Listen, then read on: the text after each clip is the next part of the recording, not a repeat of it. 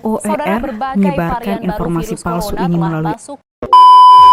Fakta dari UNESCO menunjukkan bahwa minat membaca masyarakat Indonesia sangat rendah, yakni hanya 0,001%.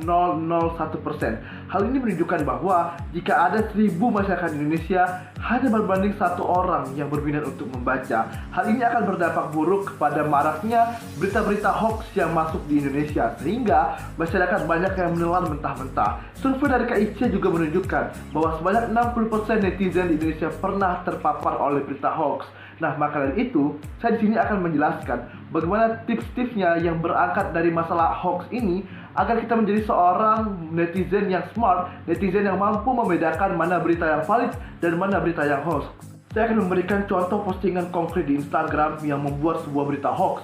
Contohnya adalah bagaimana judul dari postingan suatu media, yakni COVID-19 tidak berbahaya. Akan tetapi, sebagai smart netizen, kita tidak boleh langsung membagikannya ke grup WhatsApp, membagikannya di Instastory ataupun di Snap WA. Nah, kita harus membaca caption terlebih dahulu. Barangkali yang dimaksud tidak berbahaya di sini adalah untuk orang-orang yang tidak mempunyai penyakit bawaan, untuk orang-orang yang masih muda, untuk orang-orang yang tidak memiliki penyakit-penyakit yang dapat dikomplikasikan dengan COVID-19 ini, sehingga akan menjadi hal yang berbahaya. Nah, bagi smart netizen, harusnya kita juga harus membaca caption terlebih dahulu apa maksud dari headline ataupun judul dari suatu berita. Karena kenapa? Kebanyakan berita ataupun media sengaja memberikan suatu judul yang memancing terlebih dahulu agar kita tertarik untuk melihat ataupun mempostingnya kembali. Sehingga sebagai smart netizen, kita harus mampu membedakan mana yang valid dan mana yang hoax.